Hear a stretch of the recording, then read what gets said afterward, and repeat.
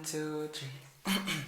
'Cause my heart starts beating triple time with thoughts of loving you on my mind. I can't figure out just what to do when the cause and cure is you. I get so weak in the knees, I could hardly speak. I lose all control, and something takes over me in the days, and it's so amazing. It's not a phase. I want you to stay with me, but my side to swallow my pride. Your love is so sweet, it knocks me right off of my feet. Can't explain why your love, it makes me weak, yeah. Anak, halika na dito, kakain na tayo. Sige po, Nay. Kain ka na, anak. Sige po.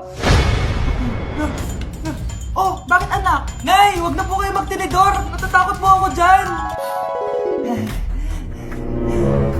Hindi ko magalaw kamay ko. Hala, may demonyo ata to. Tinidor lang to, anak. Nay, please, magkutsara na lang kayo. Few moments later. Ano yun? Anak, sinuntok ako ng lalaking yun, no? Akong bahala dyan, Nay. Makakatikim sa akin yan. Asan na yan? Hoy! Ba't mo sinaktan ng nanay ko? Aba, bakit? Gusto mo din ba? Go, anak! Sige, dito lumapit ka. Dito, lapit. Sige, labanan mo, anak. Takot sa tinidor? Nay, patawarin mo na siya. Di ba sabi mo sa akin, matuto tayo magpatawad?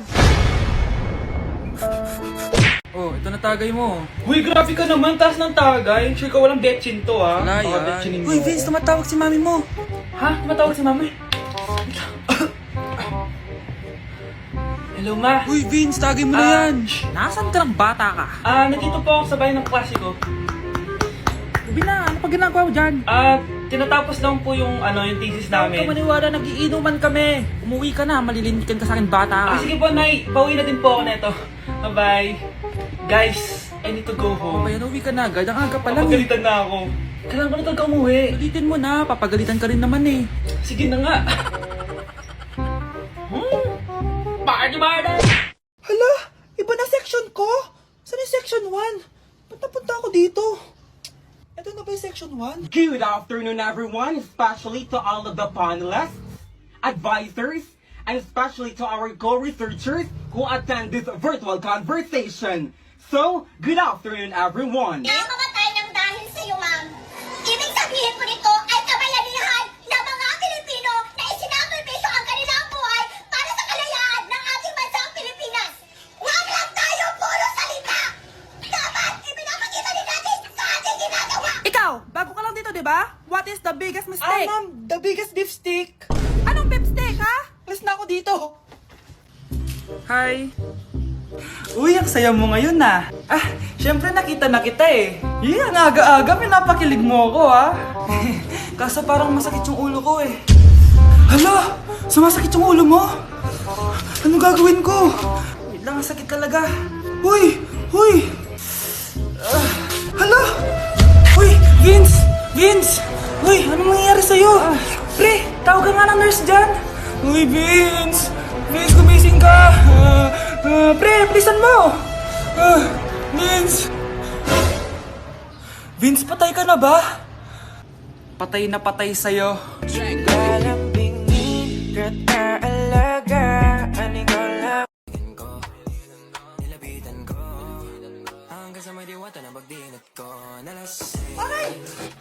Disturb. Di ako yun Wala na nga akong kapartner. Mambabato pa kayo. Hi. Ako, pwede mo ako maging partner. Tony? Totoo ba to? Matagal ko na siyang crush. Tumabi ka nga sa banta. Panira ka sa view. Hi, Jessica.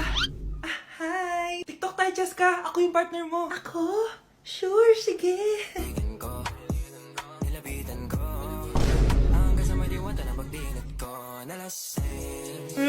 Ayoko na mabuhay!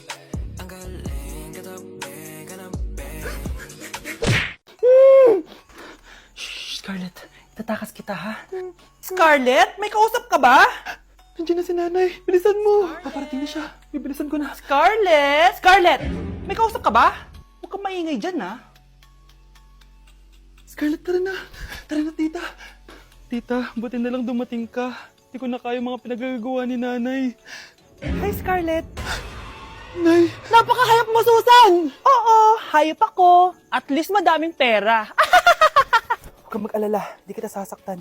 Ha? Hindi ko na din kaya mga pinagagawa sa akin ni Susan. At ikaw, Scarlett, ipapakain ko sa'yo yung lason na binigay mo sa akin. Nay, wag po. Halika.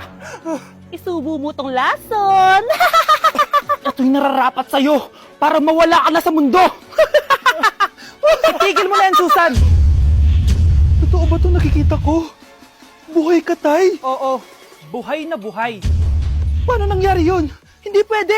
Pinatay na kita. Simula pa lang ng una, alam ko naman na pera lang ang habol mo sa akin, Susan. Kaya nung naparalyze ako, alam ko na pagkakataon mo na yon para lasunin ako. Kaya inutusan ko yung polis para ipalit ako sa bangkay.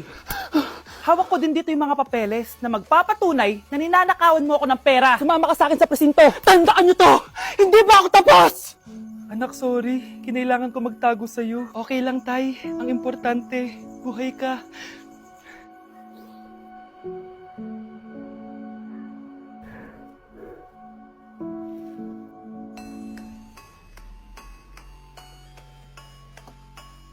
Gusto ko lang maging malinaw sa inyo na dito sa klase ko, ako ang nasusunod. Naintindihan? Ma'am, ito po yung assignment ko. Anong klaseng assignment to? Parang ginawa lang ng bata. Mababa lang grades mo dito, ha? Pinaghirapan ko yung assignment na yan. Sino ang pambansang bayani natin? Ma'am, Scarlett. Ang pambansang bayani natin ay si... Oops! Napakabagal mo sumagot. Ang pambansang bayani natin. Straight to the point ang kailangan ko sagot. Ayusin yung sumagot, ha? Hindi na kayo elementary. Opo, ma'am. Pinayagan ba kita kumain sa loob ng klase ko? Ma'am. Akin na yan. Kung ayaw niyong binabastos kayo, wag niyo akong bastusin. Oo, be. Kain tayo sa labas mamaya, ha? Hala, galit na si ma'am. Umalis lang ako saglit, ganyan na kayo. First meeting pa lang natin, pinapakita nyo ng mga ugali nyo. Buti pa yung kabilang section, tahimik lang. Kayo na ata ang worst section na napuntahan ko. Kung kami ang worst section, ikaw ang worst teacher. Sorry po, ma'am. At dahil dyan, bibigyan ko kayo ng maraming assignment. Ma'am? Oh, Scarlett, kamusta ka? Sana ikaw na lang ulit teacher namin. Ang sungit ng bago naming teacher eh. Hayaan mo, next quarter, ako na ulit ang magiging teacher nyo. Talaga, ma'am? Thank you, Lord! Kuya, Ano? pwede po ba akong pumunta doon? Bawal. Gusto kong maglaro doon sa daan. Kulit mo naman. Sige ka, kakain ka ng monster doon. Ayoko makain ng monster, natatakot ako. Dito na lang po ako sa loob maglalaro. Kuya, Ano? labas lang ako saglit, ha? Bawal ka lumabas. Bakit bawal? May pupuntahan lang ako. Kulit-kulit mo naman. Ang dami masamang tao dyan sa labas eh. Saglit lang to, promise. Sige ka, balita ko may nangangain ng tao. May nangangain ng tao? Nakaka-excite naman. Ready naman ako magpakain eh, basta siya yung kakain sa akin.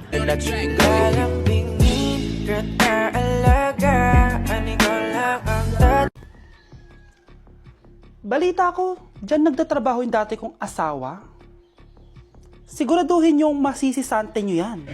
Dahil ayaw ko ng peste sa kumpanya ng asawa ko. Naintindihan?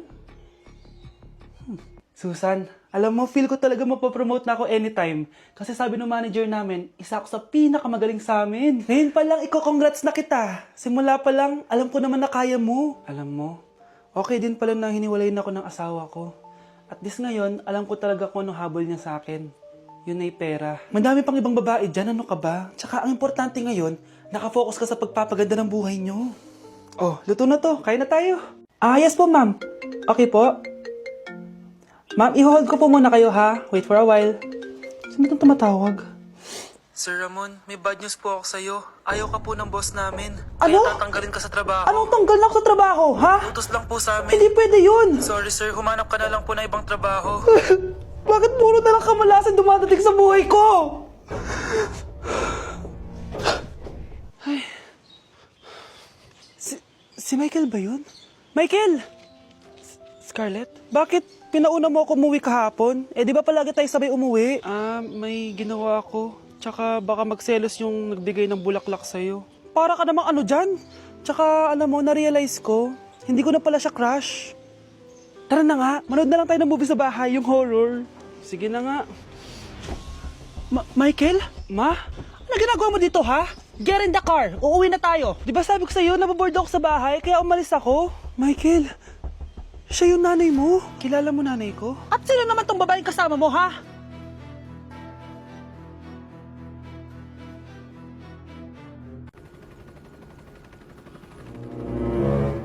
OMG, grabe yung baha, oh.